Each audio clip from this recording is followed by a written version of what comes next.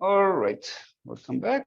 So, okay, so we talked about the final project. Let me know if any questions. The final project is really going to be the bulk part of the grading. So please make sure to work on finalizing this. So the presentation carries some weight, and I trust you all have looked at the syllabus. So we have the final project is created basically based on the first draft, which you have submitted, on the analysis plan, on the final report per se. So that's the report, kind of the quote unquote paper. So that's like a research paper. As for the lengths, don't go overly concerned about the lengths. It's really more about what's in there. So make it a meaningful standalone paper that could hypothetically, doesn't have to be a full original paper to a journal, but if it's like good for a letter to the editor, for example, I think that's a good length. 1,500 words, I think is healthy. And a presentation. So that's a PowerPoint presentation that basically you will be presenting next week on Wednesday. So next week on Wednesday, I talked a lot this semester. The next week, I'm looking forward to hear you talk and present your work. So that's kind of the idea. And I hope all the questions were somewhat addressed now. So data camp, this is to be completed as well before next week. So that the last, who of you are still working on that? I hope all of you have kind of completed it. But now it's just these exercises need to be completed. And quiz 3 is online. The access code is in as an announcement. I posted it as an announcement. Just do it during the course of the evening, sometime until tonight. The way I'm looking now at the quiz grades, I think there's some curving necessary. So expect some curving on the previous quizzes, but I think we're all gonna get on a good consensus. No concern. Good. And there's in addition to that, so today we're going to talk about multivariable regression, which is the logical continuation of simple linear regression, which we've discussed last time.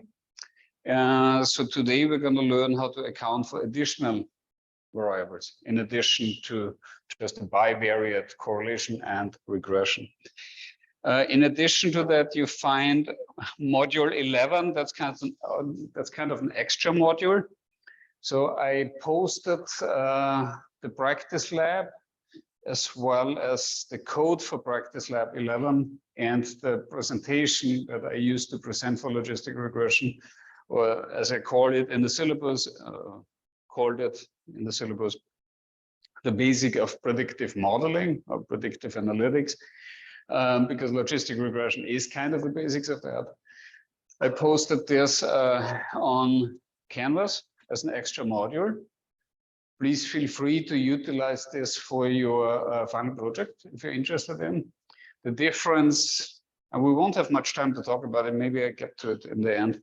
So the difference is really with a linear regression, you're modeling out a continuous variable. So your outcome variable, your dependent variable is a continuous variable. Whereas with a logistic regression, your outcome variable is a binary variable. So you're changing the angle in which you're looking at this data, because with a multivariable model, you mean to predict an outcome variable. So you develop a model that allows you to predict an actual value. Whereas with logistic regression, you predict an outcome, a binary outcome. Either an event happens or an event doesn't happen. That's why the prediction is also done with odds ratios, which basically indicates a probability of, well, it's the odds of an event occurring rather than not occurring, rather than the prediction of an actual value. We can talk about this a bit. And this comes out in the presentation, and there's also a recording of me presenting the topic to previous students. Good. Any questions? Okay, practice lab 10 is out today. We're going to do this later. Discussion topic 10 is out, and quiz 3 due by the end of the day. Then next week we need the final analysis plan and the report. you have until 8:10, so that's Thursday night. I am expecting to hear back from Professor Kahn whether the grading is indeed as it used to be by the end of that week. Because if it's on a Friday night, forgive me, then I need to enforce 8:10. So then I need it by Thursday evening. Otherwise, I can't do it. It's not humanly possible to grade everything within a day. In case it is sometime in the following week, then I can give you a little longer, then you get an additional day. And you can go until like Friday night. Then I have time on the weekends. Good. Any questions on this? On the timelines? Well, not much I can say at this point. Next Friday. That's Thursday. As of now, it's Thursday. In case the deadline for me grading it is the following week and I have a little bit more wiggle room, then we can do Friday night. Otherwise, I have to enforce the Thursday, unfortunately. All right. Good. Good. Multivariable regression. So let's quickly talk about this and let's focus more on codes. Do you have coding questions? In case you have coding questions on the final report, on the final analysis for your reports, please put them together. Ask me, and let's go through practice lab, and then let's go through questions that you may have. Okay, statistical methods for correlation analysis and interpretation, part 2. So last time we looked into bivariate models for data types. You remember we talked about correlation. We talked about the associations between two variables. The association between two variables. So basically the correlation coefficient R for a sample or rho for a population study reflects the associations and the strengths of that association. That is a parameter that basically ranges from -1 to +1. The further away it is from 0, the stronger the association is. The closer it's to 0, it's basically closer to the null hypothesis of there not being any association between those two variables. The null hypothesis is basically a flat line, a flat horizontal line. The continuation of that is basically regression, where you're not only testing for the associations, but you carry this a step further by basically predicting the dependent variable that is always depicted on the y-axis, utilizing the independent variables on the x-axis. So you develop what is called a regression function, which is basically in the format of a linear function, basically where the dependent variable, the predicted dependent variable y hat with a little hat on top, equals the intercept, which is basically that point on the y-axis where x equals 0, which is basically where it crosses the y-axis. When you have the axis depicted at 0. So that's the intercept plus a slope multiplied by any individual x, by the independent variable x. So the slope essentially indicates how much does the dependent variable change with change in 1 unit of the independent variable. So that's the definition of the slope. The slope can also be calculated basically by having two points on the y-axis and the corresponding x-axis, which is y2 minus y1 divided by x2 minus x1. We went through this calculation last time. Please review the video to refresh your memory. But you can calculate that slope manually if you have two independent points on that regression function or on that regression line.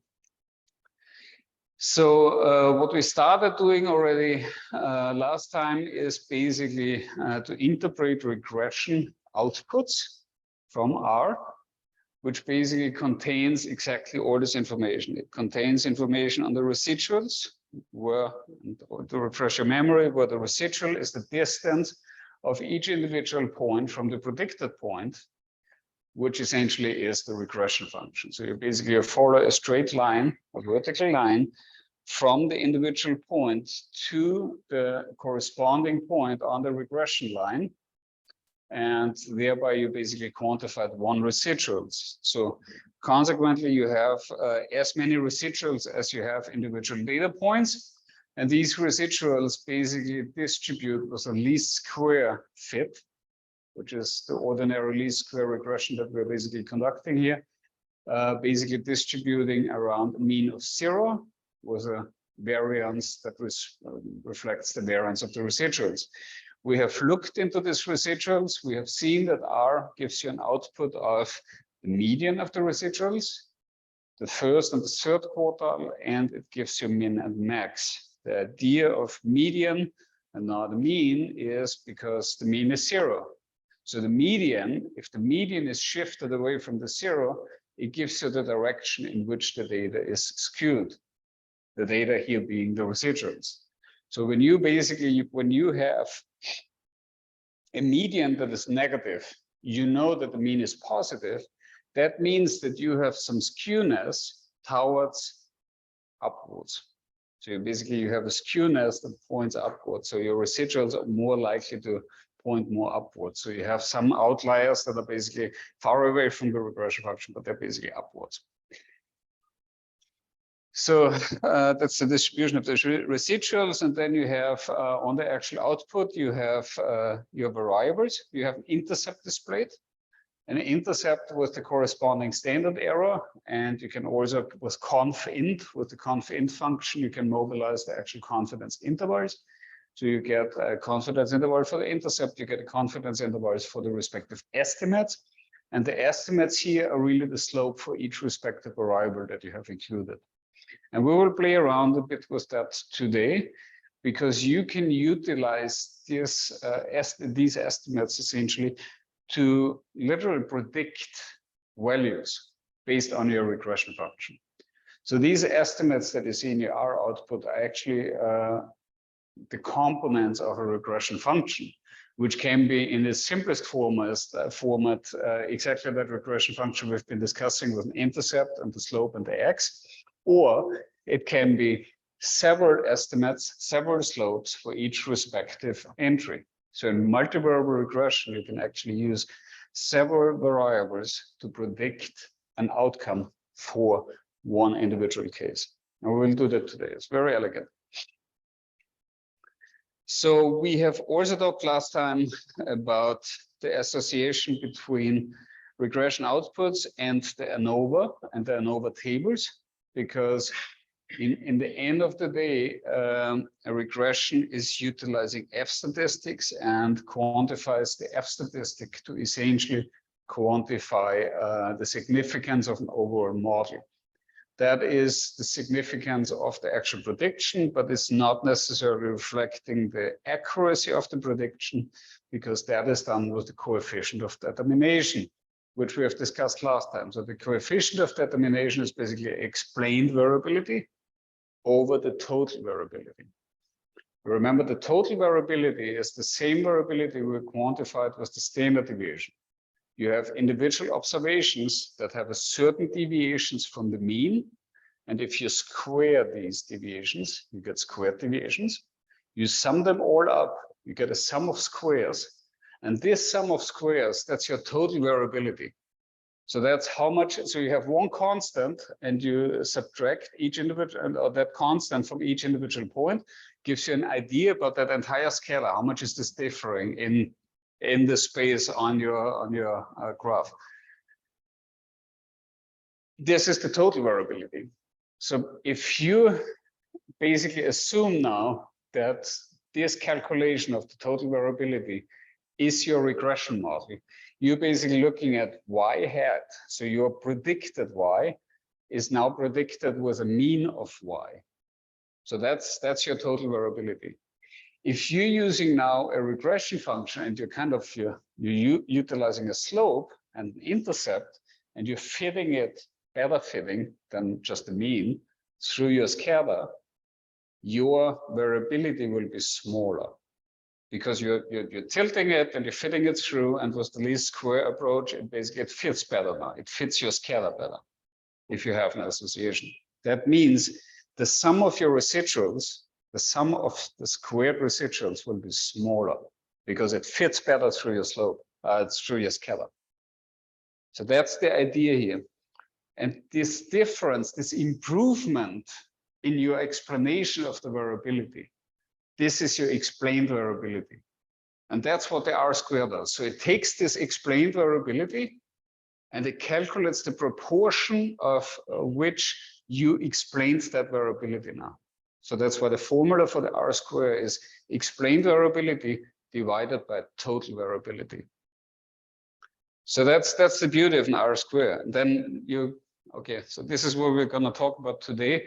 That's collinearity and adjusted R square.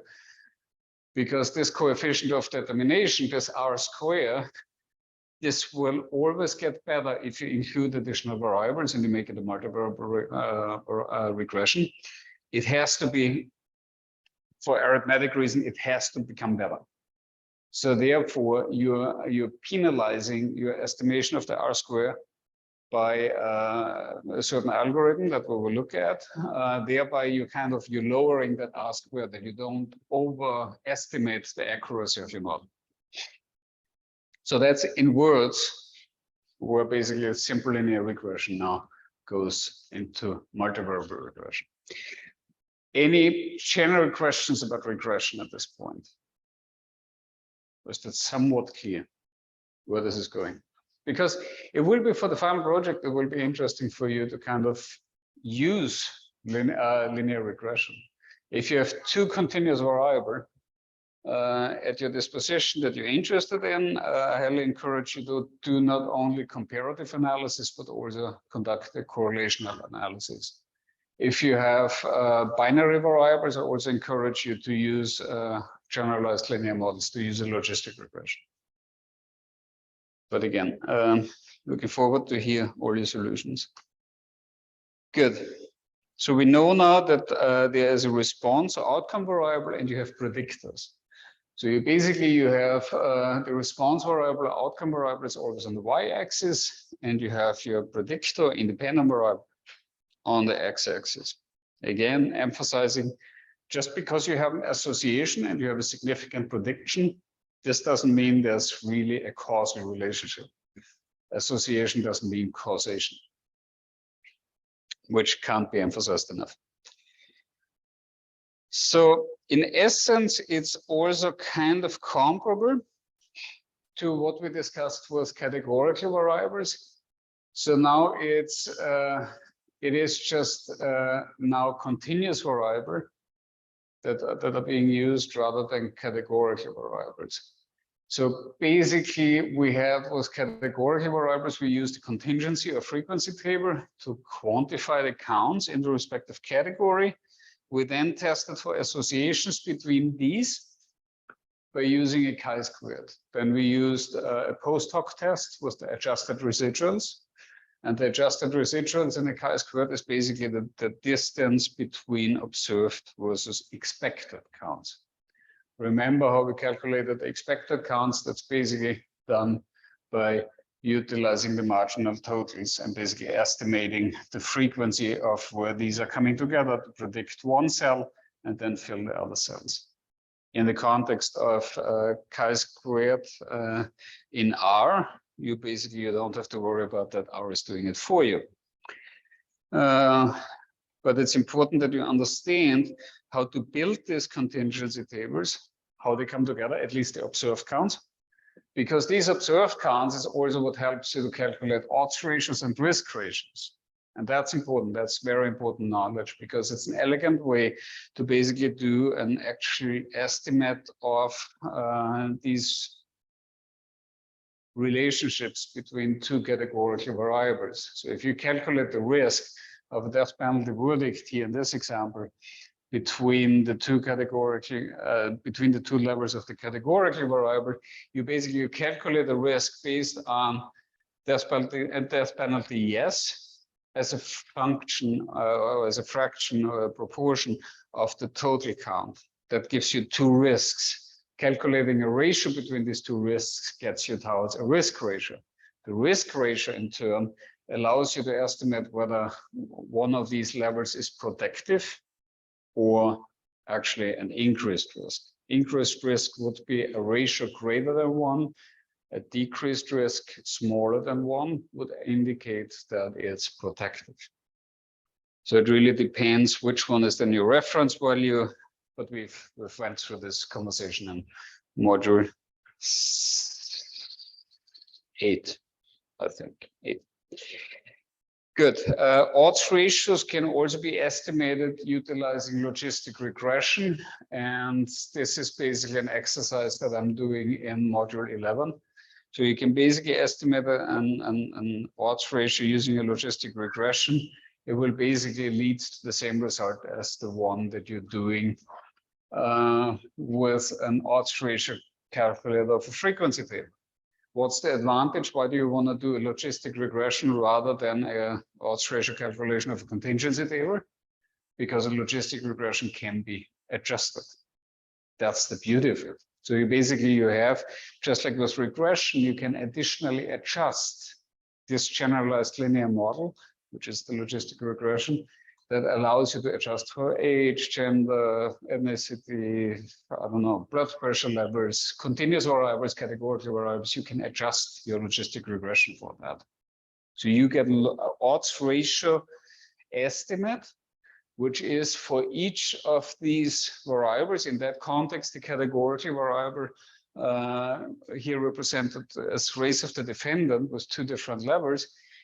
You basically get this independent of the other variables. So all else being equal, that estimate for that categorical variable will basically give you an estimate what is protective or it increases the risk. So you're estimating that odds ratio adjusted for other factors. And that is an extremely, extremely powerful tool when it comes to predicting risk or odds, for that matter, of a binary outcome. Good, that's logistic regression. Then we have whenever you're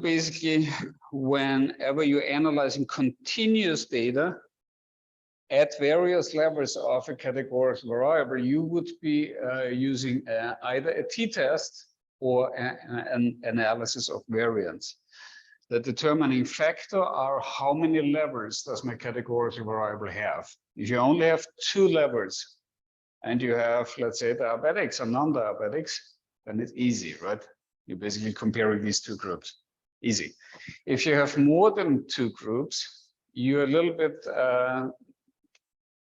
you're on problematic terrain, because with your hypothesis test between those 2 groups, you are basically accepting a 5% risk, and that's the quote-unquote alpha level. You're accepting a 5% risk that you're committing an error by rejecting the null hypothesis. If your p-value is smaller than 5%, you are still at risk of a type 1 error, that you're rejecting something that you shouldn't have rejected. And that p-value that we have calculated in our t-tests, that's a reflection of the type 1 error. And that needs to be smaller than 5% for us to accept that this is significantly different. So now when you assume 5% for a comparison between 2 groups, if you're doing this with 3 groups, your type 1 error is increasing to 14.6%. If you use 6 different comparisons, you basically add a type 1 error that is greater than 50%. So that means that your probability of making an error is greater than 50%. So you're almost certainly making error by rejecting the null hypothesis at least once. So that's the rationale for why an analysis of variance is actually a wonderful tool to estimate them. Keep in mind, the analysis of variance is basically comparing the variance between the groups, between the means of those groups, divided by the overall the variance within the groups. So basically it relates these 2 variances to each other and calculates the ratio between those 2 as the so-called F. And this F, you're comparing them against the unimodal right-skewed distribution. And if it exceeds a certain critical value that can be read from the F-score table, you're basically rejecting the null hypothesis that at least one of these comparisons is significantly different from another. Good. So that's ANOVA. That is the depiction of that, and that's important. So this is an extremely important slide for the preparation of your final report, because you basically you see there the graphs that you can utilize for the depiction of your data. So it's always very nice to show this data. I would favor the box whisker plot over bar plot.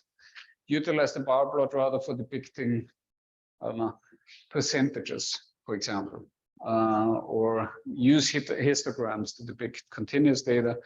Use bar plots rather for the depiction of percentages in categorical variables. If you have continuous data, I would always opt to depict this as a box whisker plot. Although it's stated here differently. Okay, then we talked about continuous and continuous. So continuous response, continuous predictor. You do this with a linear regression. You build first always a scatter plot. Please make sure to have a scatter plot. If you look at two continuous variables, map them out with a histogram. Make this like an additional graph. Always nice to show the distribution of the data. Feel free to cut off the extremes and kind of exclude those. If they're really extremes where you say like, this is not a reasonable value, like a blood pressure of 300, that if it's clearly presented in the methods, that's important. You need to have a justification why you exclude outliers. But if you say, in my hypothesis, this is not a reasonable value, feel free to exclude them, but make sure to state it in the methods. Make sure to clearly, transparently state it in the methods. If you look at the correlation analysis, please depict the data scatter plot and fit the line through it. And we have done that. You have the code for plot of X and Y, and you basically, it's simply displayed. Maybe also show on the plot then the R squared. You have the code for that. That's the text fragment, the text block in the code for the plot. Definitely though, if you don't put it on the graph, which put it either in the figure caption or put it in the text in the result section. So you basically you can do it as a correlation coefficient. I would encourage you to rather present it as an R squared, as a coefficient of determination. I think that's just a nicer way to depict this data. So an R square ranges from 0 to 1, as we have discussed, as opposed to the correlation coefficient that ranges from -1 to +1. So keep in mind that when you have a bivariate regression, so bivariate regression that's a simple linear regression with two variables, one dependent and one independent, then you can actually estimate the R squared by calculating R squared. As soon as you have a third variable, don't do it. So then this is not possible anymore. Okay, simple linear regression, yeah, we talked about this. So you have y and x. Multiple regression, you have y as a function of x, 1, 2, 3, and xn, as many variables you have. Okay, any questions on any of this? I think it was just a quick recap of things, right? Who has read Le Petit Prince? Somebody read it? Yeah? All right. All right. Lovely children book, which I have fond memories of. Okay, so the Little Prince has a different weight, a different volume, and is available in different cover types.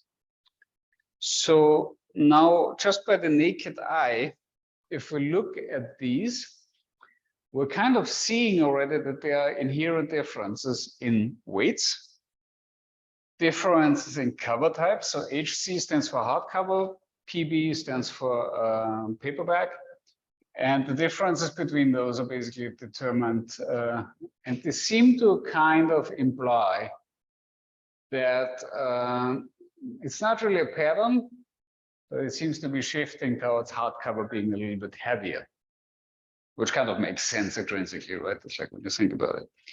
Good. So this is our data set, and that's actually an our data set.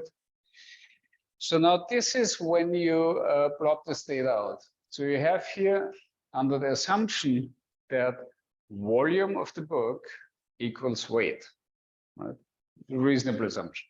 The thicker the book, the more pages the book has, the heavier it is. So when you put all these data points together, you get the equation weight equals 108 as the intercept. plus 0.7 volume. So 0.7 times the volume in cubic centimeters, and the weight's in grams. So basically, a book with a weight of 0 would have 108 grams. If that makes any sense. Okay. So, but if we have such a regression output, what is a reasonable statement? We have an R square of 80%. Does an R square of 80% say that 80% of all books can be accurately predicted?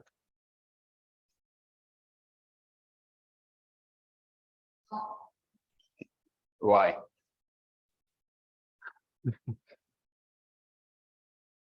Because the R square is the ratio between explained variability as a proportion of the total variability. It has nothing to do with the success rate of prediction. You're right. Okay. Let's do them. Okay, let's do A and D first. So let's say D, the model underestimates the weight of the book with the highest volume. Do you think that's correct? So that's D. Do you think that's correct? Yeah. So the model underestimates the weight of the book with the highest volume.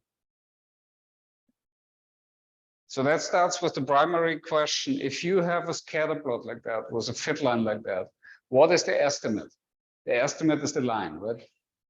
If you have the book with the highest volume, that's this book. Is this an over or an underestimate by the line? It's not correct. Hmm? It's not correct.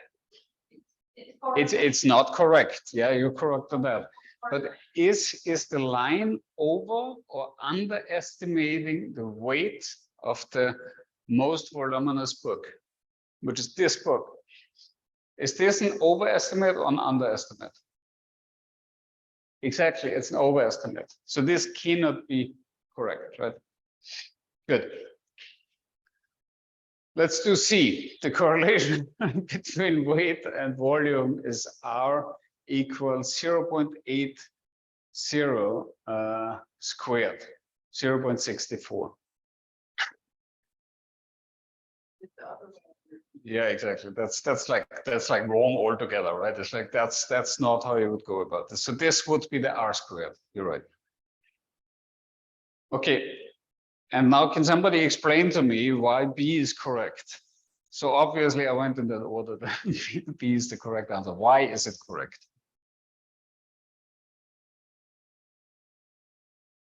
Look at the regression function. The line predicts, exactly, the line predicts each individual book.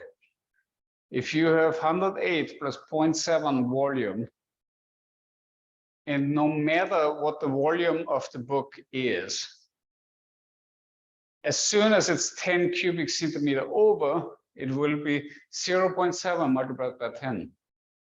So even if it's the average, doesn't really matter, it can be any other book, it will be 7 grams greater in weight, because that's what the function implies. So that's why B is correct. So this is where the prediction of utilizing a regression function basically comes into play. So this is why this is so important, because if you're reading, some of you may never ever touch statistics again, but what I guarantee you in biotechnology, you will read analytical reports, and these analytical reports with 99.99% probability will contain regression functions R squared. And this is why I think this class is so important, because it forces you to think about that, right? Overestimate, underestimate. It's like, I did a lot of research in bioimpedance analysis, which is a clearly biotechnology application. And it was about overestimate and underestimates to a reference method. you will be reading stuff like that. So this is why it's important to kind of like put these classes on at one point and just look at this from that angle. No, you don't. But I think that's why the exercise is important.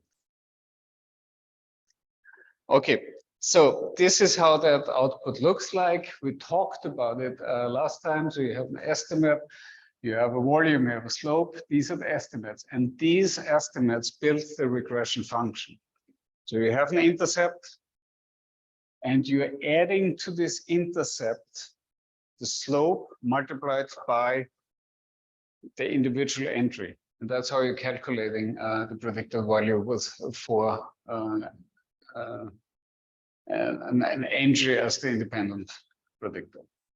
So you have a residual standard error. So that's the standard error that you have for your prediction. So that has an overall standard error of 123.9. So that's quite an error on certain degrees of freedom. Why is it certain degrees of freedom? Because it's 15 different book entries minus 2 variables, because you have 2 redundant entries that you can drop. So it's 15 minus 2. You have a multiple R-square of 0.80, which we've seen on the graph, right? But now you have an adjusted R-square, which is only 0.79, because you're penalizing for the number of variables that you have included, which in that case is only 1 variable or 1 independent variable. So that doesn't create that much of a grave effect. But basically, if you have additional variables, this difference between regular R-squared and adjusted R-squared may be larger, could get larger, depending on how much variability is being explained by the additional variables. Then you have an F statistic. That's basically comparing the overall variability, so that's your overall residual standard error, to the other standard errors that you have for each estimate. So it's basically an F statistics on 1 degree of freedom. Why 1? Because it's 2 variables. It's 2 variables minus 1. Why is it certain? Because you have your within degrees of freedom is 15 minus 2 again. And you have a p-value of that estimate that is basically highly significant. So now, if you're stratifying this now, so you remember we have volume and we have weight. We want to predict the weight of a book, and we want to predict this utilizing a volume. And this is where it's getting really interesting, because that's the bridge. This is where all of this comes together. So we've done hypothesis testing using 2 levels of a categorical variable. Now we're carrying this on the next level, because you can do hypothesis testing utilizing a regression. And this is kind of the insight I want you to take home from today. So you have now a distinction between hardcover books and paperback books. So if you look at these 2 variables, do you see a little bit of a trend?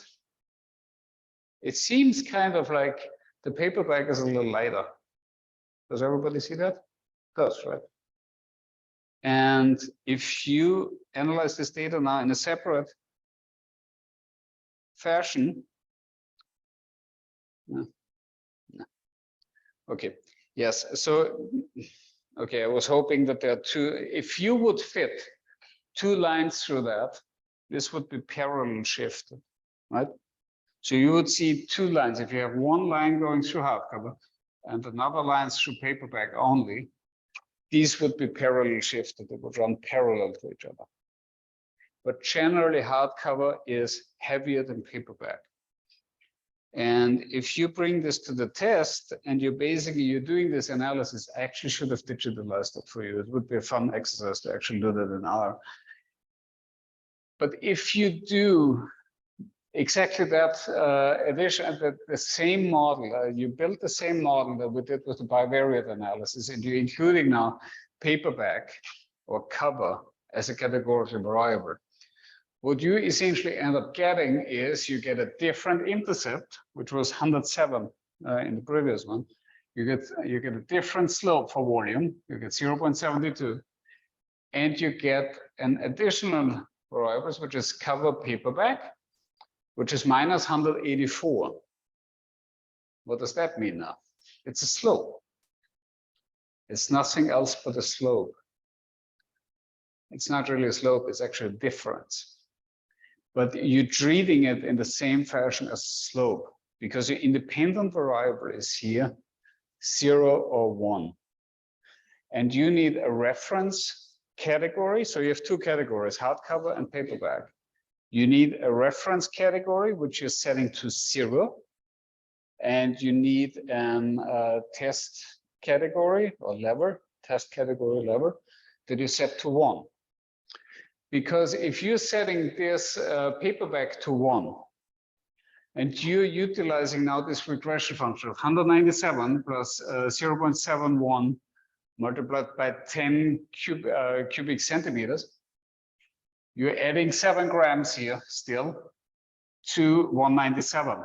If you have now a hardcover book, which you have set to 0, you're calculating and you're adding 184 multiplied by 0, which is 0, so that drops off. But if it's a paperback book, you have here 197 plus 0.71 multiplied by 10, which is 7 grams. So that's like a 204. And now you have minus 100, that's a bad example, but okay, so you have minus 184 multiplied by 1. And suddenly you have to subtract this 184. So what this essentially indicates is that paperback books are in average 184 grams lighter as compared to hardcover books, independent of volume. And that's the beauty of it. Actually, now they depend on the volume, actually adjusted for volume, but then a different story. We're getting to that.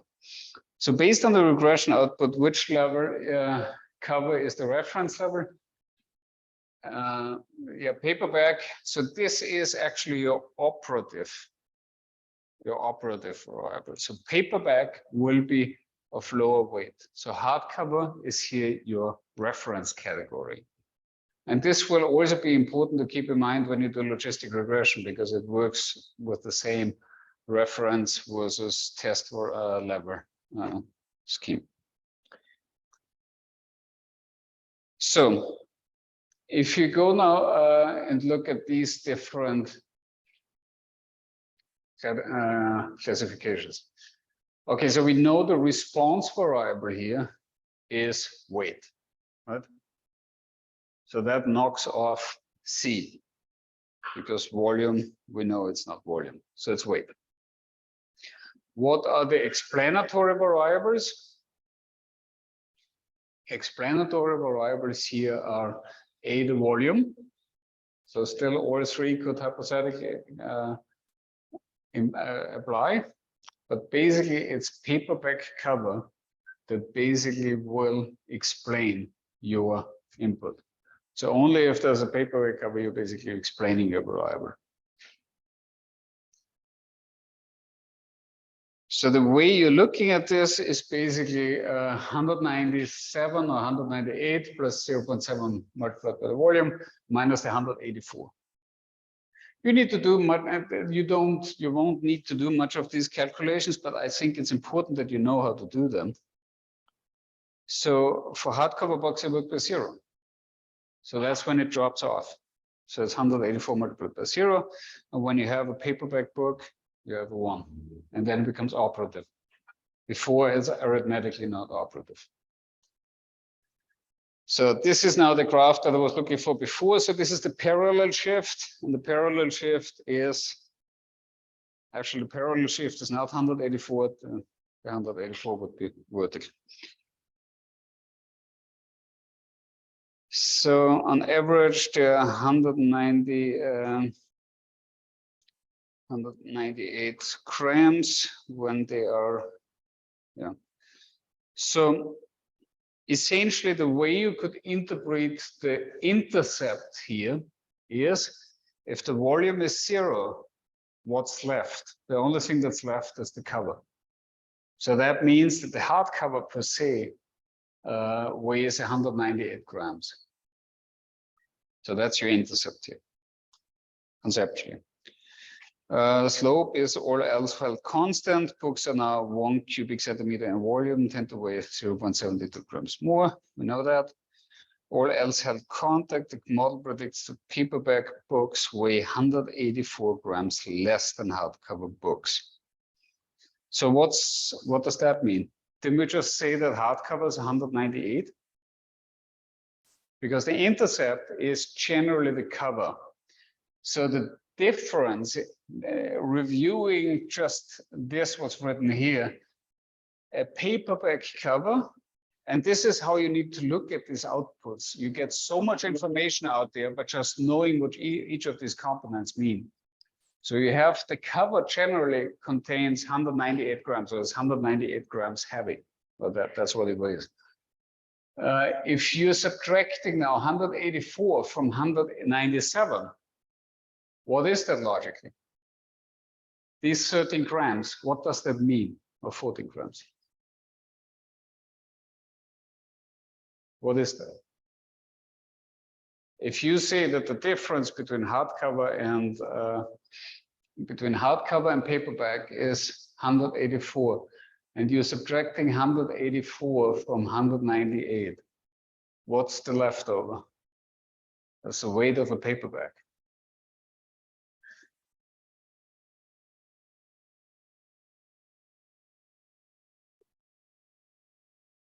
Because the difference is the weight of them is 184, right? So the leftover is the reference category in a way, or that's your test variable, taking out the difference. So which one is the following is the correct calculation for the predicted weight of a paperback book that is 600 cubic centimeters. So 600, so that's simple. So we can knock off this one, we can knock off this one, so that because that's the difference. So we know it's either this one or this one. We need a paperback book, so we know it contains a 1. So A is the correct answer. So it's 198 plus 0.72 multiplied by 600 minus 184. And so it's simple, right? In this context, it's simple. But if you look at results from your final report, look at it with the same classes and try to employ the same principles we're discussing here with a children's book, also on your public health or health analysis. Because the principle will be entirely the same, irrespective of what method you're using and what use case you're using your method for. So you have a response variable. Let's go towards a different topic. So let's say you have as a response variable the percent of residents who live below the poverty line, which is defined as an income below $23,000 for a family of 4 in 2012. You're predicting that for each state in the US, as the percent of residents living in metropolitan area, so the urbanization within a state, the percent of residents that are self-reported as white, the percent of residents who graduated high schools, and the percent of households with female-only head. I'm not sure where this is coming from, that data. It could be from either census data or from the American Household Survey or Community Survey, ACS could be. But basically we have observations for all 50 states in the US and DC. So now if you do this correlation, so that's a population health study. So we're looking now at the row rather than an R. So this is quite a, this is a little bit more of a complex graph. This is a correlation matrix. I can share the code with you. It's a very fabulous way of depicting data. So observe all of these variables that are basically splitting now that entire grid into half. So these are all the 5 predictor variables. If you are now looking at an association between female household head and high school graduation, you see an association that is to some extent pointing downwards. If you would like to see the corresponding correlation coefficient, you're flipping your focus, and you're basically looking at this lower quadrant now.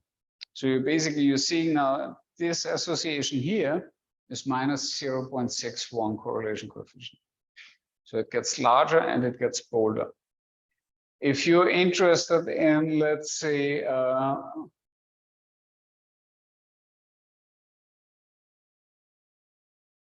female household head and urbanization, metro res, you're basically following this one up until it meets this one. So this is that association. If you're interested now to learn about the correlation coefficient, you follow in that direction and you see it from here. And that's your correlation coefficient for this correlation. Oh, this one, actually positive. So it's a very elegant way to look at this data, right? And I can share the code with you. It's actually a quite simple code. And it's a very informative kind of way of depicting data to kind of test a large number of variables for associations. You can do this differently. You can, for example, you can also instead of having correlation coefficient, you can also show this. And this is those of you that are a little bit data science inclined. You can show this with a heat map, and you can actually show this in different colors. So you can do positive correlations in red and negative correlations in blue, and then you basically change the shades of blue and the shades of red. So there are very elegant ways how to depict this data. It's usually data scientists love heat maps. You'll see. Okay, so these are explored as scatter plots that basically lead now towards finding first associations. We are focused now on poverty as a function of the percentage of female householders within the state. So we're getting a simple linear regression that basically with an intercept of 3.31% of households in poverty, or percent in poverty, we're basically getting here female household contributing 0.69% to that outcome variable. We have here an R of 0.53 and an R square of 0.28. It's a simple linear regression, so it's simple to just 0.53 square gets us to an R square. So R square can be calculated in 3 ways. So for a simple linear regression, it can be just by squaring the correlation coefficient. We can square the correlation coefficient between y and y hat, comes to the same end. Or we can calculate it based on the definition of explained variability in y divided by total variability in y. We talked about this.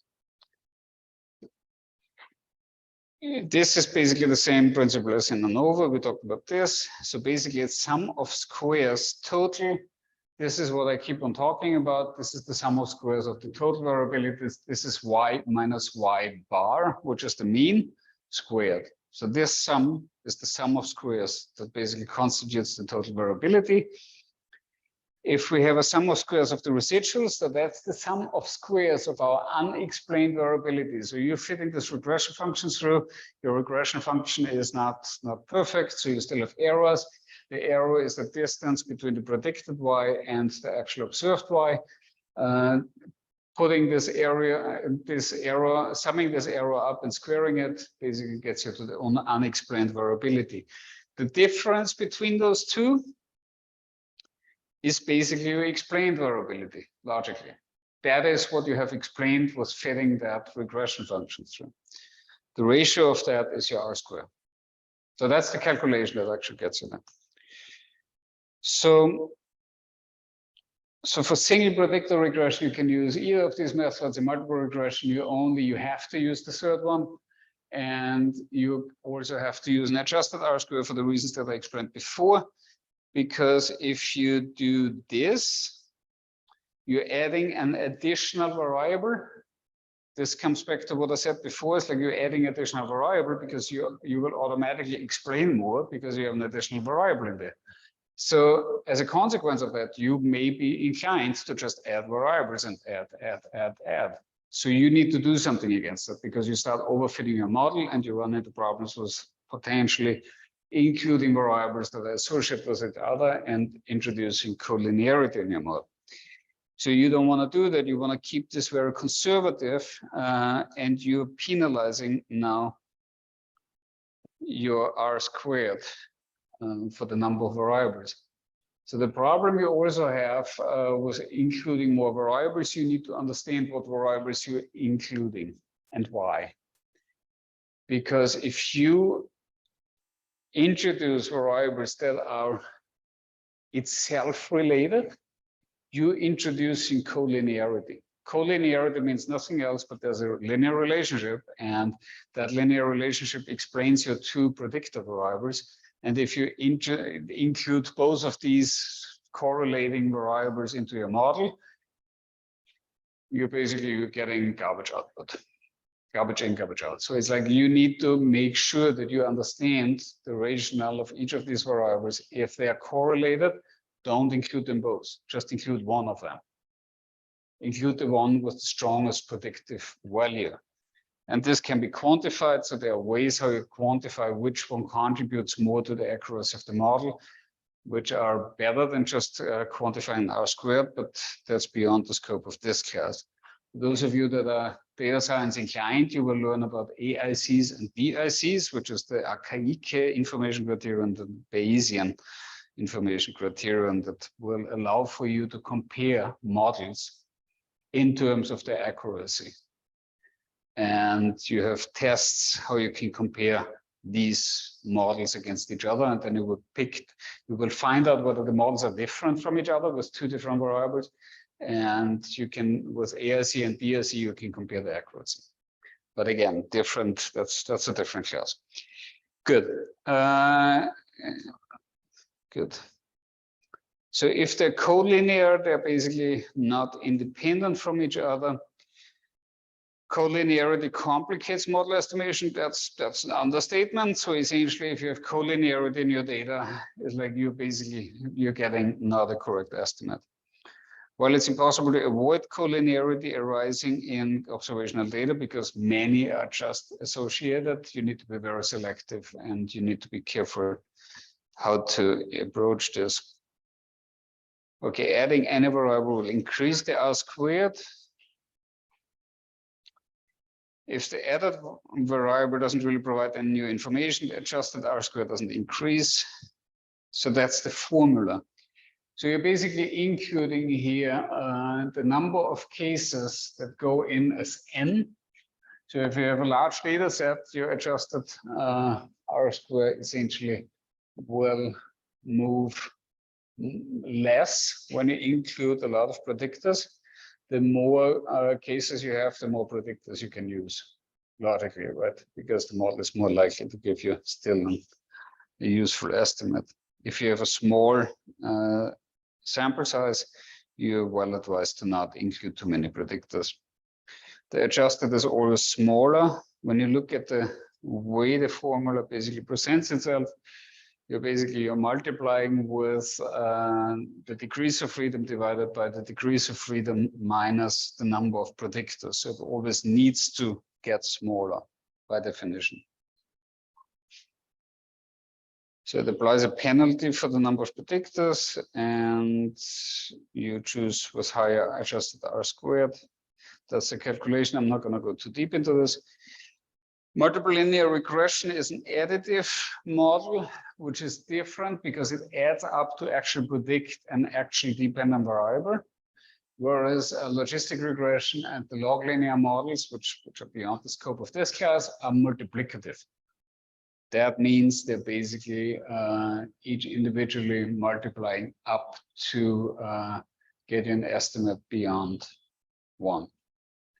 Collinearity increases standard error of coefficient, makes the model less interpretable. That's the problem. And an adjusted R-square is a measure of model fit of multiple regression. So as soon as you have more than one variable, I would highly recommend to only look at the adjusted R-squared. And this is also a pretty important graph, and I conclude the theory for this entire class with this table. And so I think this table can be useful for all future references whenever you think about statistics. You've heard of all these methods that are parametric. So you basically, we talked about all of these. We also talked about this one, which is a non-parametric test, but basically these you're somewhat comfortable now. Although, who used the Spearman rank? One of you proposed the Spearman rank in the analysis. Who was that?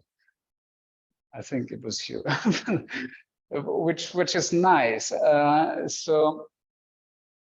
But basically, you use as soon as you're kind of confident that it's normally distributed data, you would use parametric testing, which is somewhat more conservative in your estimation. So basically, you have one sample t-tests, unpaired t-tests, paired t-tests. You have ANOVA, you have Pearson, and you have simple regression or multiple regression. And then you have here the non-parametric tests. The non-parametric tests is the #1 distinction to parametric tests is that they do not make assumptions about the nature of the data and the distribution of the data. Well, it's still about the nature, still needs to be independent points, but they don't make assumptions about the distribution. So it does need to be normally distributed. Good. If you have categorical variables, you have proportions, binomial tests. We did the proportions, we did compare proportions to each other. We talked about the normal approximation, which basically makes you where you assume a normal distribution of repeated samples that you have taken, and you basically approximate a normal distribution based on your proportion data. Or you can use for the comparison of two groups where you have proportions in either group, you can use a binomial test or chi-squared. If you have paired groups, you can use a Magnum-Mars. If you have unmatched groups, it's chi-squared. Then there's a Matthews correlation or a logistic regression if you have predict value from another measurable. Okay, or you can do it with logistic regression, which is comparable to odds ratio quantification from a frequency table. Okay, no, but this is a very, very useful table, basically summarizing all the methods we discussed this class and that are relevant. So I think this covers the entire spectrum. Okay, that was a quick overview of multiple regression. Any questions? Any questions to any of what we have discussed? Because then I would focus for the rest of the class, which is another 45 minutes, on coding multiple regression and our practice lab 10. But that shouldn't take me particularly long, because practice lab 10, I kept it short and I kept it kind of, it's somewhat repetitive to what we already started in practice lab 9, and I wanted to focus actually on, do you have any coding questions for your final report, for your analysis that you do for your reports? Because we could look into specific topics of coding that you struggle with. Think about it, but let's do the analysis here that we're being asked here to do, or that I put together that we do. Okay, so we have done already. So bullet point 1 we've done already. So the association between age and blood pressure, that's a simple one. We have done that. We've done it for the overall population. We've done it for males and females. If you calculate now pulse pressure, this is also simply done. This is Bassett's formula. You're basically calculating the pulse pressure and the mean arterial blood pressure, which is a 1/3 SPP plus 2/3 DPP. then we're being asked to quantify the association between age and pulse pressure and mean arterial blood pressure.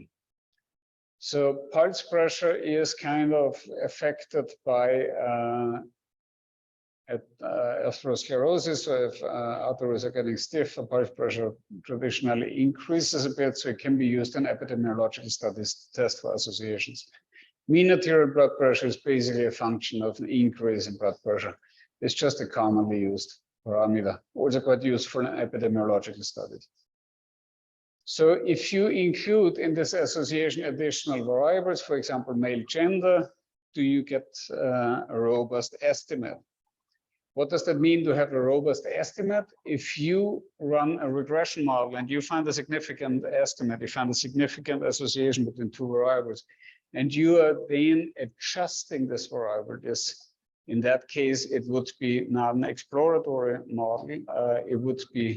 It would actually be not a predictive model. It would be an exploratory model, explanatory model, not exploratory. An explanatory model where you actually mean to explain one variable with others. If the estimate doesn't remain significant after inclusion of an additional variable, so that either means they're collinear, or that means that the association is just not strong enough, and actually gender introduces here an additional factor that needs to be taken into account. And then you need to think about this possibly in a different fashion.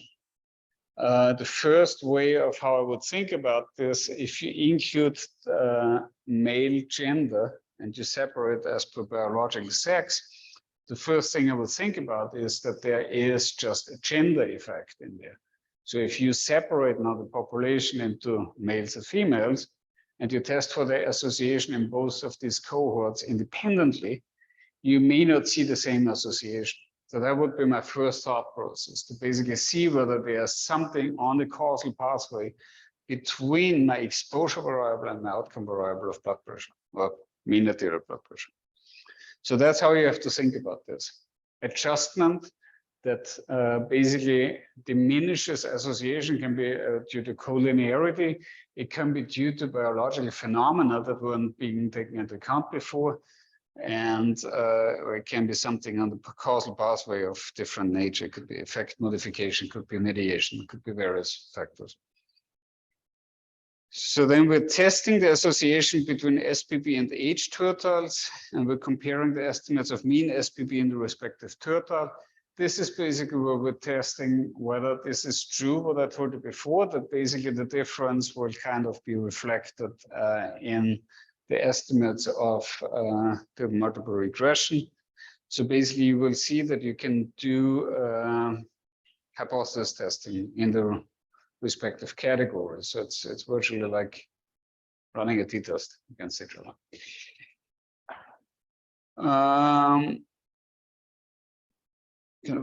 Okay, and then lastly, we're utilizing the predict function. So actually, that's a beautiful feature that R has. R has a function that is predict. With predict, you can basically utilize that model that you have built to predict individual entries for all your cases. So hypothetically, you could utilize this predict function to use your model and employ it to individuals. So let's say you have blood pressures of a whole population, and you associate that blood pressure with age. You can now use the model to say, okay, so I have a 60-year-old man that comes into my office, and he's male, he is 60 years old. I can estimate what his blood pressure will be. I can give an estimate of what that blood pressure will be of that individual, based on whatever factors I have. If you have a multivariable regression and you have like 10 different variables, and that's where predictive analytics starts to happen, because you're basically utilizing these models to predict values for individuals with certain characteristics that you know from that model have that effect on that estimate. So you can give me the right equation that I can predict the world, right? So that's the final equation that everybody's looking for. Okay. Any questions on this? If not, we can quickly go into the code. And that's rather a simple code for today. It's just a different one. Okay. So let's quickly go into, so we need to download from the module to there is an enhanced subset. There is the code, and there's practice lab 10. So we're doing again the same exercise. We're copying the file name and the folder name into R,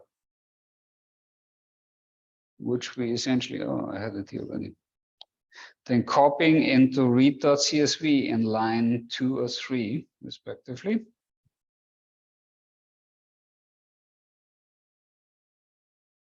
You can also occasionally, a code which I can't emphasize as being important enough is occasionally empty your environment. You can empty your environment with rm list equals ls. That will remove everything from your environment. And then you can load everything from your code newly and basically populate your environment newly. It's sometimes a good thing to do because objects just accumulate in your environment, and that just can be quite confusing. So if you run line 2 and line 5, notably line 2 would run with the correct folder to your enhanced subset in the folder that you have downloaded into. You have now a data frame with 5 variables and 1,000 observations. We are next going on, we're inspecting this. So if we do strdf, we're basically getting here an overview of what variables are contained.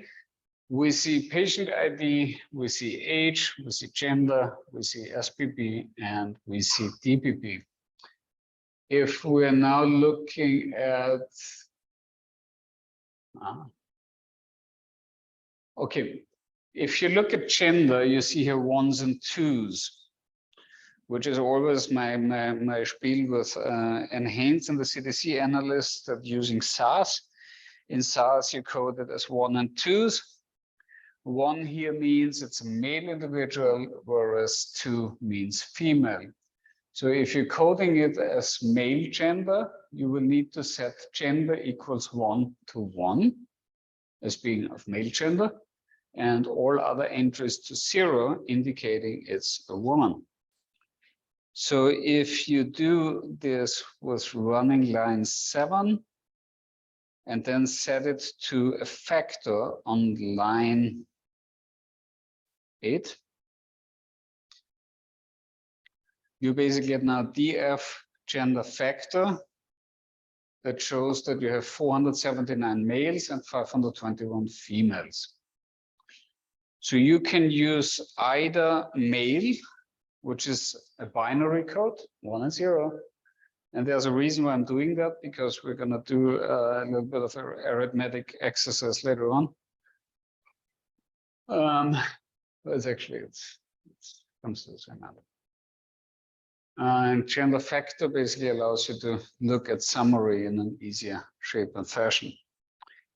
If you load packages dplyr and doby now on line 12 and 13, you basically can do now these analysis that we did already. So SPP comparison is now a t-test on line 16 is now a t-test between SPP as a function of male. Basically distinguishes now between, we can actually do this as gender factor.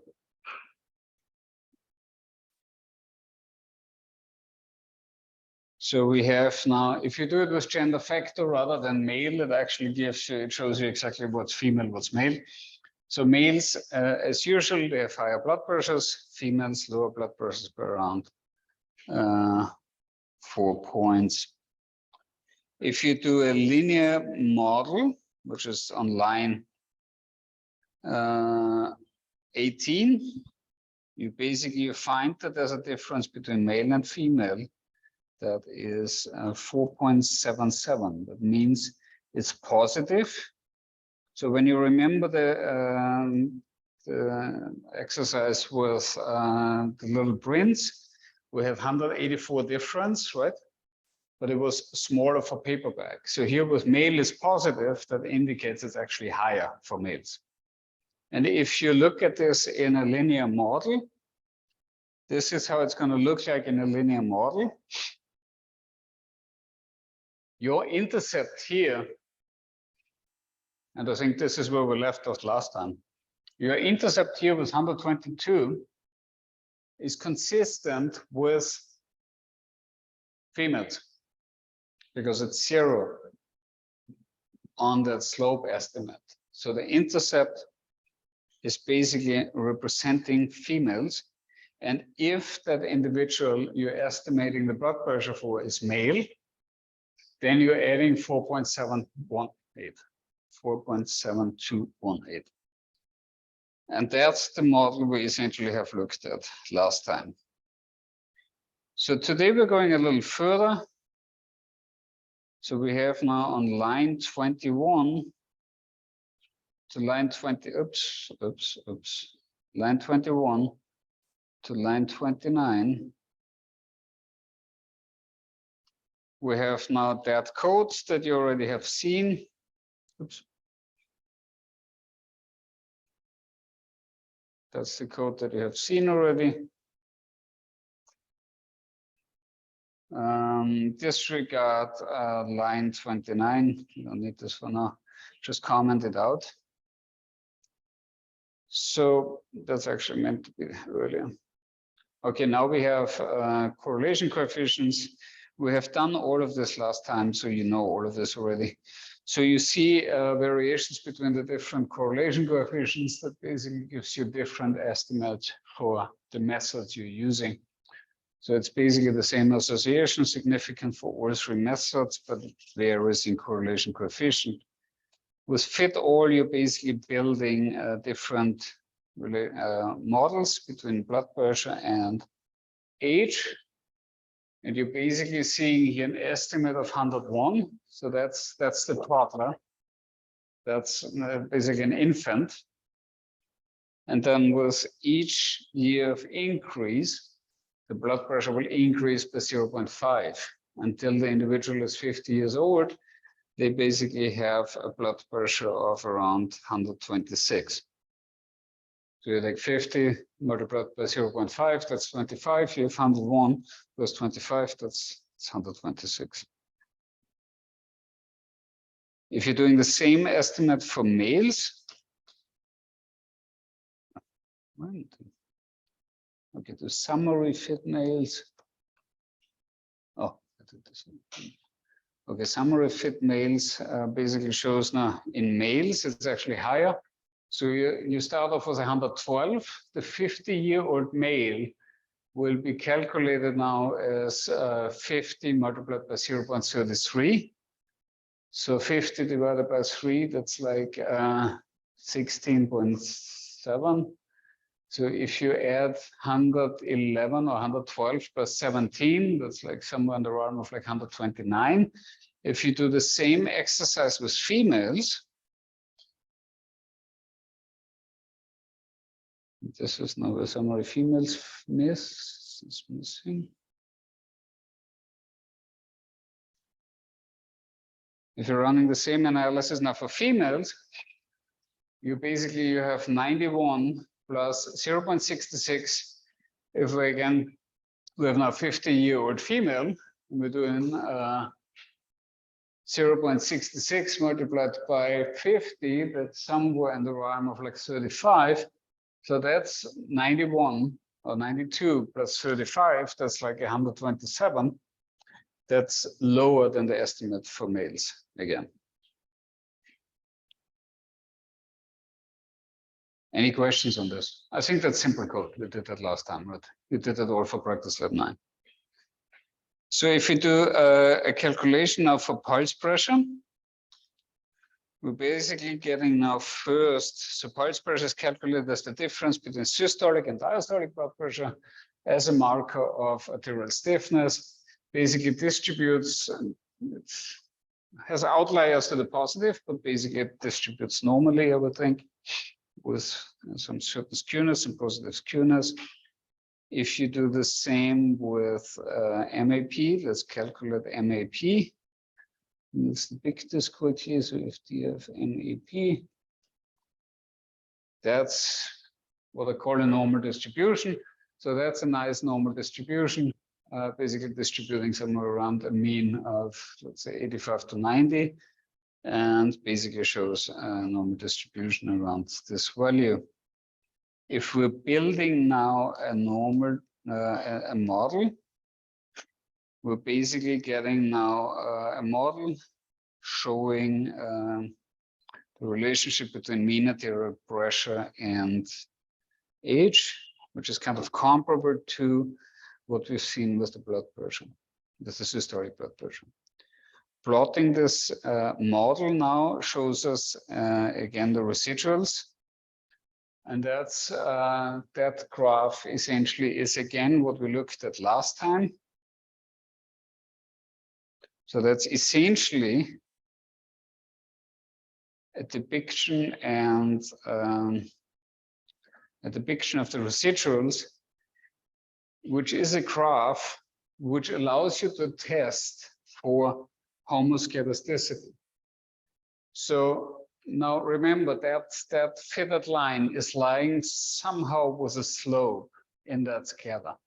So what this basically does, it takes the fitted value, it takes the actual values of MAP, it basically makes this line again horizontal and just quantifies the residuals in a horizontal fashion. And you see here a mean, a depiction of the mean across the entire spectrum of MAP values. And so this is representing basically the mean of that regional estimate of the residuals. And you see that these residuals are normally distributed around a mean of 0 overall, but they don't change with the magnitude of your fitted value. That means that this data is to be considered homoscedastic. And that's one of the assumptions you make for multiple regression. You can look at this with various other methods. Another method is shown here, where you basically have a QQ plot, where you basically see standardized residuals, standardized to the magnitude of the values, as theoretical quantiles of your actual plot. So you see a little bit of skewness in the extremes, but overall it's considerably homoscedastic.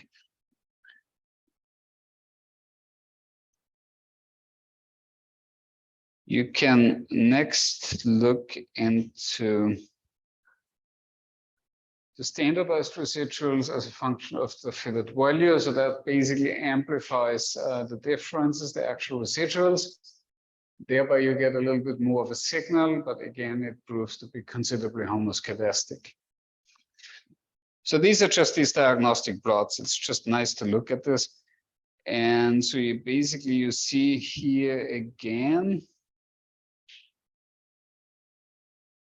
you see Cook's distance. You see the residuals, and you see the association to leverage, which means how much weight does that residual and the magnitude of the individual residual actually have on your data. And the leverage seems to be not pointing into a disbalance of either of these residuals. So these are the diagnostic plots. Any questions to these? It's basically just investigating the residuals and seeing whether all the assumptions are basically met. I think it's also nice if you, for your final report, you use a correlational model. I think it would be nice to kind of include them in some shape or form and maybe have a brief discussion about it. Okay, so gender factor, we've done that code already. Yeah. So now we have lines 68, 69. Here we're stratifying on 69, we're stratifying age into tertiles. We're building now factors around these tertiles that are basically different in terms of their blood pressure. So this is basically where you're stratifying into turtles and you're testing now in an aggregated fashion whether the means of blood pressure actually are different between the different turtles. And you see an association that the mean is generally increasing by around 10 points with each of these turtles. For me, it was still less. After that, I read it, but it's. Oh yeah, the second was. Yeah, I only have it in 960. I don't think we downloaded, but I did there. The second last time that you lied, it's good. I looked at the part and then the session. But how is that possible? Because like I looked at the recording of the session, is it like running? No, like how is it possible? It's the same file, right? Thanks for letting me know. How is the other thing? Oh, yeah, or it will show me this time it's just a few lines.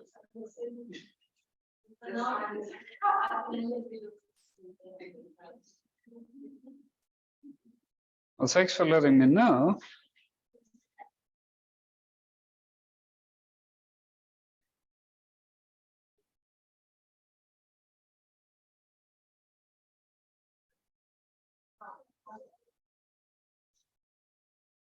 You're downloading here wrongly.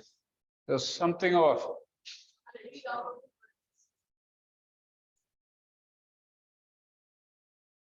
So this is the address. You download this. Yeah, don't go into files, go into module. I don't. No, go into modules. No, go into modules, practice lab 10. R. Download this. And open this. Okay, go down. Go down. That's all. Yeah. No, but that's not the one. Yeah, practice. That's not the one you downloaded. Yeah. Because I downloaded twice. So first one, 1, 2. No, but it was. Wait, where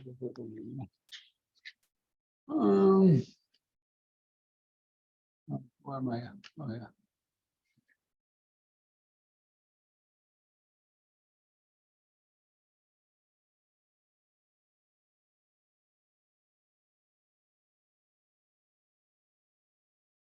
Does it make any sense?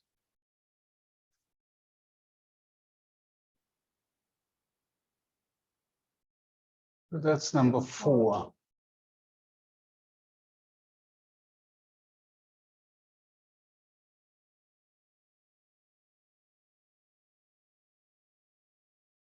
What?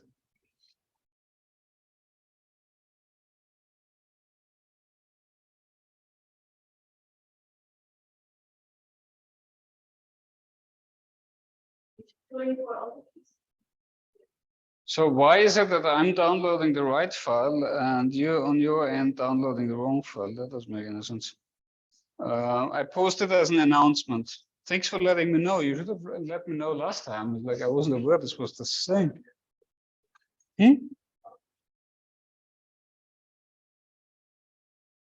Did everybody have the same problem? No. That's what? You have the entire code. Yeah. That's I really don't know what the problem is. There's something wrong with the way you're downloading it. I'm not saying you're doing it wrong. It's just something wrong with it. As a greater problem. For me, 60. Yeah, same issue. Yeah. Same issue. You need to download it. Make a right click on it, and download it with a right click. There's something why Canvas is covering it up. I don't know what that could be.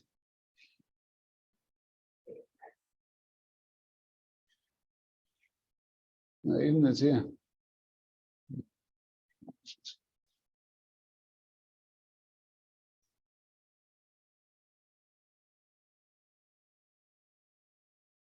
So this file is definitely containing now all code. So please make sure, try to download it again. It comes out as an assignment now. Announcement, not assignment. That doesn't make any sense. Just make a right click on the announcement. Now click on the announcement. Yeah. So there's an attachment now. Right click, save link as. Don't label it, or yeah, download it like that.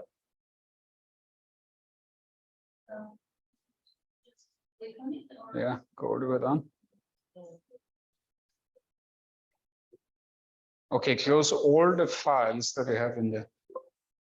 Close all of it. Don't save.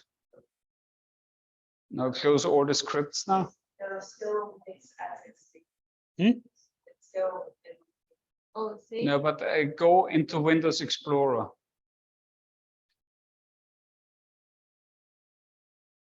Not Chrome. Now go into Windows Explorer. That doesn't make any sense. That's a conversation. No, Windows Explorer. So for me. Yeah, make a right click on it. On the file. Go on the last one, 7. Go on the number 7. Make a right click on it. Go on open with. Yeah.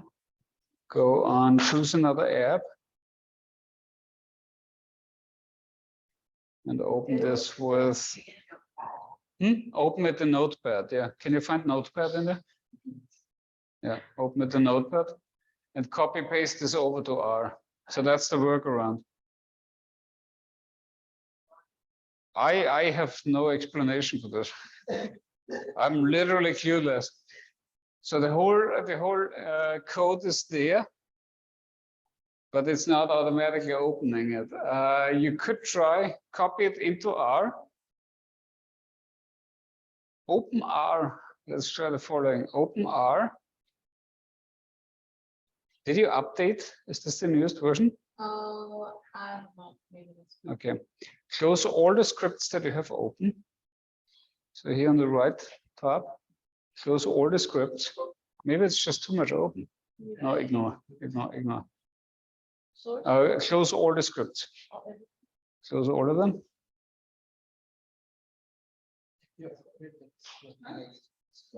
I don't think it's an update problem. Maybe. That's an interesting problem. Yeah, you have like a lot open. And then that works. Yeah, maybe update is the workaround.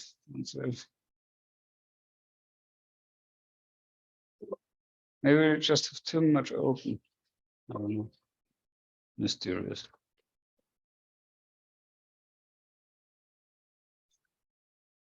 Interesting problem. Interesting problem. Oh, well, you have a lot of.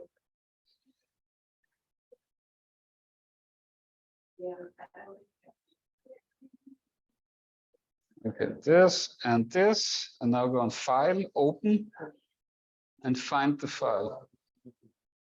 Number 6, oh, number 7,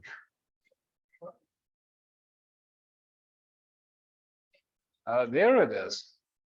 Oh, wow. So it seems to be the solution for the problem is to make sure that all the scripts are open and let RStudio do the opening. So go into RStudio, go close all the scripts and then go on open, file open, and then open it directly from the folder. And then it seems to be displaying the entire code. It's like, it's beyond me, seriously. I'm speechless. I have no idea why that would be the case. Okay, so we have 60 minutes left. Let's quickly do the rest of the lab. I really don't know what that was. Okay, so what are we doing now? So we are basically, we want to look at the association now. So we know that there's a difference between SPB between males and females. That's the 4.7 millimeter Hg difference. We want to explain the, we want to analyze this now using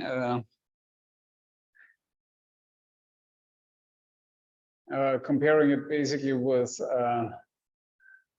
the linear regression. So this is the difference essentially, and we also have this difference of the different tertiles here. So we know that tertile 2 is in reference to tertile 1, 7.7 points higher. And we know that tertile 3 is 22.6 points higher. So this is basically one way how you can look at the differences between the respective groups. If you want to use now, as I mentioned before, the predict function to basically predict an actual outcome variable, utilizing that model, you basically utilize predict and you take the model in the parentheses. This will basically give you now a model output. So in the end of the day, what you're getting here is now a vector with 1,000 entries for each individual in your data set, basically having an estimate of the blood pressure. So if there's an individual that is 40 years old and or is in tertile 2 and is female, it will basically build that blood pressure according to the individual's characteristics. So if you were to build now, let's actually build a different model. Let's do age. Actual age. And we're building the actual age variable now we're having 0.51. So that's the actual age continuous variable. And we're using the predict function now. We're basically getting now individual entries for each individual. So it takes the age, it takes the gender, and it basically will build this model that we have seen earlier, which basically is 4.8 higher for males and 0.5 higher for each year of age. It will calculate this for each individual in your group. So if you compare now the histogram estimate of the population, this is how the population looks like as it was observed. So that's the normal distribution that we're seeing for your individuals in your group. And if we're now building the same histogram, if we're now building the same histogram for those that were adjusted, that's how the adjusted values look like. So it's obviously, it loses granularity.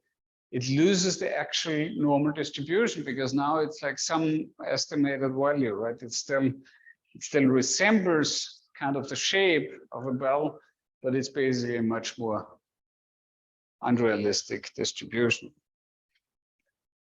So, but this is how you can utilize multivariable models, and you can add to this whatever you want to add to your model. It will still give you the same estimate. So if you add here MAP, let's say,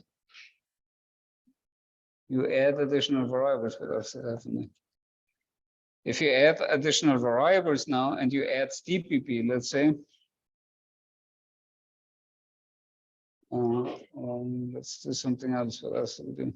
Let's add pulse pressure.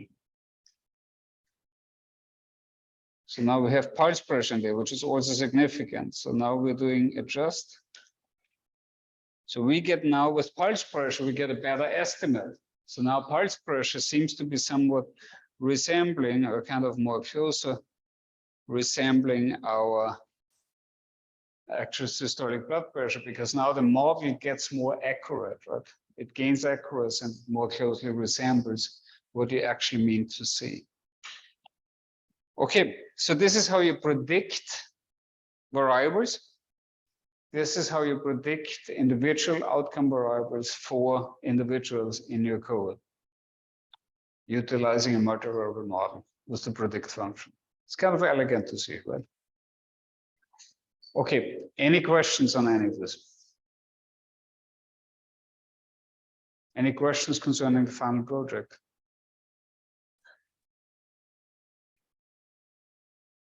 You wanna? Yeah. Not today? Not today. Okay.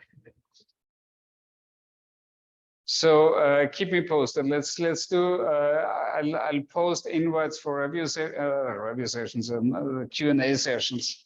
So let's do Saturday morning and let's do Sunday evening. I'll send you the Zoom invites. Come online and let's talk about whatever questions you have. I want you to. No, Saturday morning and Sunday evening. Sunday evening. Yes. Sunday evening. Sounds good. Yeah, I prefer Saturday morning. Sunday evening is going to be a little bit tricky for me, so I have less time. So, okay, sounds good. If no questions, we can conclude for today. Any questions on Zoom? Shay, Talia?